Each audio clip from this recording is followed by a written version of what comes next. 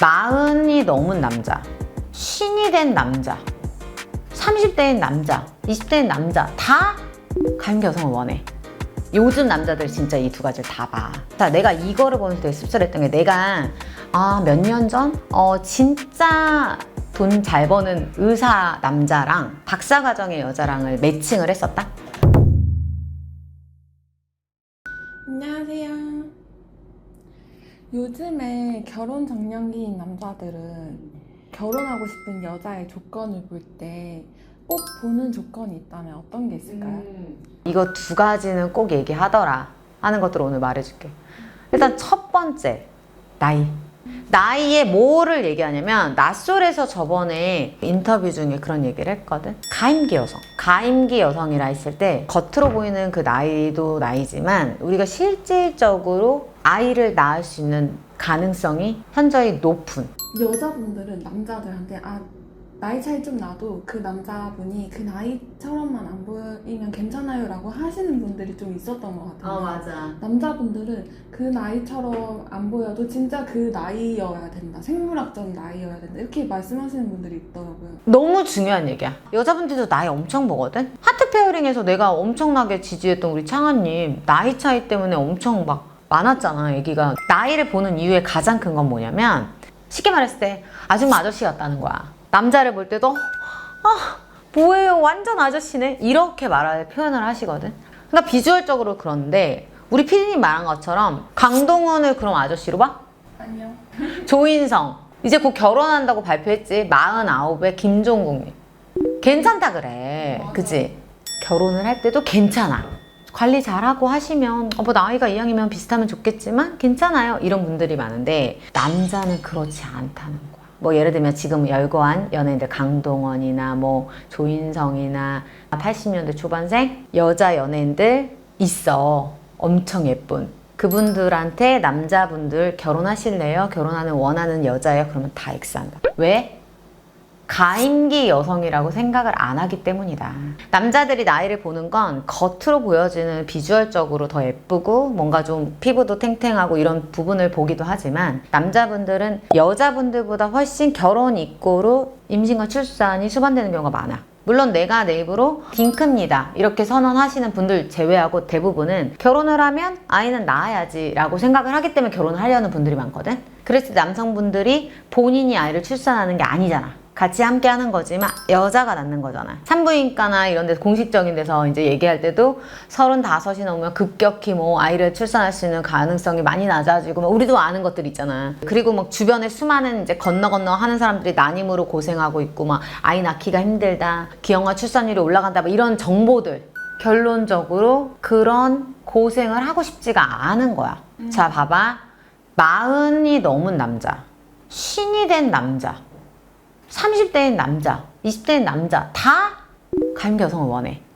그 가임기 여성이라고 딱 규정 짓는 게 뭐 한정이 있겠지만 이게 그 규정의 여정은 한정이 돼 있지. 그 중에서 결혼하면서 떠나간 사람들이 있지. 그러니까 내가 여러모로를 아울렀을 때 여자분들 빨리 결혼하세요. 한 살이라도 어릴 때 더 유리합니다 라고 하는 거야. 여자 나이 먹는 걸 어떻게 이렇게 할 수 있지. 그런데 그건 알겠는데 나를 선택하고자 하고 쌍방의 사랑이 이루어져야 되는 그 상대 남자는 어쨌건 이런 여러 가지 이유로 가임기를 원하니까 나이가 조금이라도 어린 여자를 원할 수밖에 없다라는 거. 그래서 실제로 내가 아는 이제 주변에 괜찮은 남성분들이 있어. 그 나한테 매칭을 요청했을 때 100점 만점에 진짜 100점 원을 수렴하는 완벽남에 가까운 사람인데 가장 넘버원으로 보는 게 여자 나이야. 되게 구체적. 거기에 어긋나면 아무리 자기가 외모 추구하는 외모도 X 하더라고. 이세를 원활하게 출생할 수 있다라고 하는 생각하는 확률에 대한 거지. 근데 그거는 설득을 하고 뭐 한 게 아니라 본인의 그 가치. 사실 요즘 막 40, 50 돼서도 애 잘 낳는 분들은 잘 낳아. 그게 확률 문제지. 연예인들 다 40대에도 애 출산 잘 하시는 분들 잘 하거든. 근데 고생을 많이 하신 분들도 있지. 그리고 20대에 결혼을 해서 아이를 못 낳는 난임 여성분들도 계셔.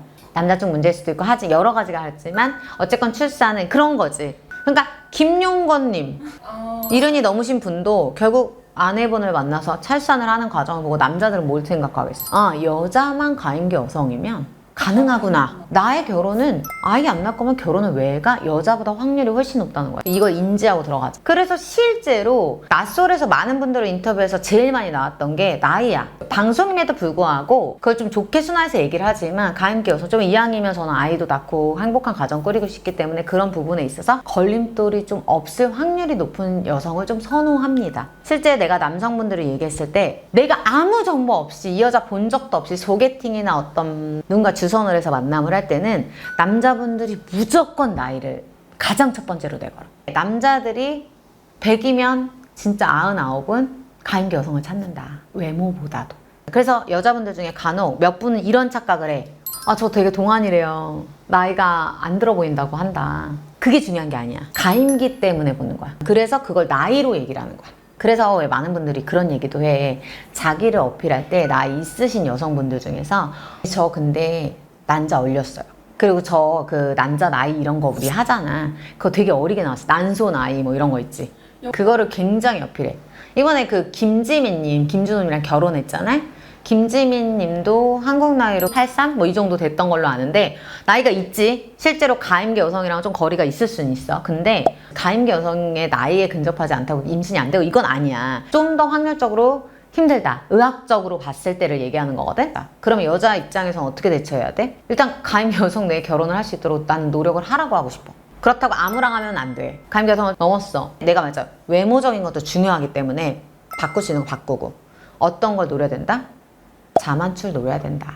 나이 많은데도 불구하고 결혼을 해서 잘 만나는 경우들이 있거나 어떤 경우냐면 이 여자를 이미 알아. 우리가 이렇게 알아가는 과정이야. 그럴 때 우리에겐 뭐가 생겨? 이미 친밀감이 생기지. 자만추 회사에서나 아니면 오랫동안 알았던 지인이거나 어떤 모임에서 만나거나 자만추로 만났을 때 이 사람이 괜찮아. 근데 외형도 괜찮아. 나이가 티가 안 나. 너무 알아가니까 이미 빠져. 근데 알고 보니까 나이가 막 40이래. 39이래. 이 사람도 분명히 브레이크가 걸렸을 거야. 고민할 거야. 그리고 남자분들도 친구들이랑 얘기도 할 수 있어. 야, 왜 결혼해? 이럴 수도 있고 뭐 좋으면 하는 거지. 할 수도 있어. 브레이크는 걸리지만 내 이 마음이 크면은 그냥 하는 거야. 그 다음 요즘 남자들 진짜 중요시 여기는 거 두 번째. 영식님, 영철님 두 분 중에 한 분이었는데 그 전라도 사투리 쓰시는 분 있어. 나는 솔로 자기소개서 얘기를 하셨는데 경제적인 활동을 계속 하실 분. 확실히 요즘이란 단어가 들어갔을 때 느껴지는 게 경제적 활동을 쭉 이어갈 거냐 안 이어갈 거냐를 엄청 따져. 남자들의 입장에서 보면 두 가지야. 첫째, 실질적으로 나 혼자 벌어서 나 혼자 먹고 살기가 너무 힘든 거야. 그래서 공동의 경제활동을 하고 이걸 함께 읽어나가면서 으쌰으쌰하고 나에게 모든 걸 의지하고 나에게 모든 책임을 전가하는 게 싫어. 같이 하고 싶어. 이게 반영된 거고. 두 번째는 뭐가 있냐면 실제로 나는 남자분들이랑 상담을 정말 많이 하잖아. 얘기하는 부분에 이런 게 있어. 여자가 사회활동을 안 하면 허튼 짓을 한다. 여자가 사회생활하고 원활하게 해야 계속 자기도 꾸미고 그러면서 세상 돌아가는 것도 알고 내가 사회생활 하는 것도 공감을 해주고 이해해 줄 수 있고 예를 들면 내가 회식을 하고 하는데 집에만 있던 여자들은 이해를 못해. 그렇게들 얘기를 해. 그들의 이야기야. 그러다 보니 이 여자의 경제활동도 꾸준하게 가야 일거양득 같이 올라갈 수 있다. 그러니까 예를 들면 이런 거야. 가정주부가 뭐 바람 피고 뭐 이런 거 있잖아. 물론 근데 그렇게 따지면 회사에서도 바람 펴. 각자의 어느 정도 독립적인 생활도 존중해주고 싶다. 이런 것들이 반영된 거야. 명백히 틀린 생각이 아니야. 그런데 이거를 나는 얘기해주고 싶은 거야. 봐봐. 이 두 가지를 충족시키는 여자를 만났어. 만약에 거짓 없이 정말 충족을 한다면 아이는 아이대로 잘 낳고 경제활동 결제활동대로 잘 운영하는 여자. 그러면 애는 누가 키워? 자, 내가 이거를 보면서 되게 씁쓸했던 게 내가 몇 년 전 진짜 돈 잘 버는 의사 남자랑 박사과정의 여자랑을 매칭을 했었다. 둘이 잘 사귀었어. 자, 3년 정도 됐어. 잘 사귀고 나는 결혼을 할 줄 알았거든. 정말 잘 맞다고 생각을 했고 둘이 되게 만족도가 높게 사귀고 있었는데 끝났어. 결론은 헤어졌어. 근데 헤어짐의 이유가 뭐였냐면 이 남자가 원했던 여자가 딱 이거였던 거야. 아이를 낳고 슈퍼우먼처럼 자기 일을 잘하고 보면은 여자 부부 남녀가 둘 다 의사 부부인데 잘 파이팅 하면서 각자 일하고 집도 잘 살면서 되게 파이팅하고 아이도 잘 케어하고 이게 너무 좋아 보였던 거야. 이 사람이 놓쳤던 건데 그 집에는 양가 부모님이 적극적으로 육아를 도와주셨고 집 안 근처에 사셨고 이런 것들이 있었거든. 그러니까 이게 좋아 보였던 거야. 그 주변에 그 선배들이 이런 얘기를 했대. 야, 양쪽 잘하는 애들이 다 잘해. 뭐 이런 얘기를 했대. 근데 이제 그런 결혼에 대한 가치관을 얘기하다가 자기는 슈퍼우먼을 원한다. 아이 낳고 잘 케어하고 여자도 일을 계속 커리어를 발전시키면서 일했으면 좋겠다. 근데 이 여자분은 이거가 되게 크게 와닿은 거야. 이 사람을 너무 좋아하는데 내가 이 사람을 만족 못 시키면 어떡하지? 나 박사과정인데 교수하다가 뭔가 삐그덕대거나 내가 임용을 안 되거나 하면 어떡하지? 헉, 근데 내가 애도 안 생기면 어떡하지? 갑자기 이런 걱정이 몰려오는 거야. 왜냐하면 이 여자가 되게 양심적이고 착한 여자였거든. 그래서 그런 생각을 하다가 결국은 이별을 통보했어. 알 수 없는 거에 대해서 이 사람이 확신에 찬 목소리로 말했기 때문에 혹시라도 알 수 없으면 이 사람을 보내줘야 된다고 생각했던 거야.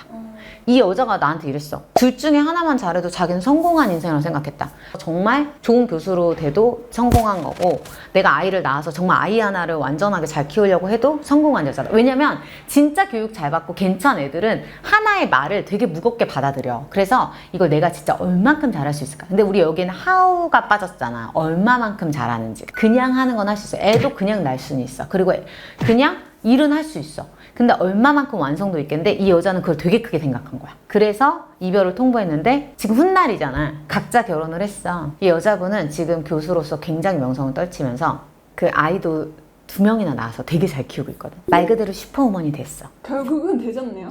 그리고 이 남자는 지금 엄청난 가정주부랑 살고 있어. 만족해하지 않으면서. 자, 그 여자랑 결혼할 때도 2가지를 얘기했겠지? 근데 그 여자가 아이를 낳고 아프면서 그냥 관둔 거야.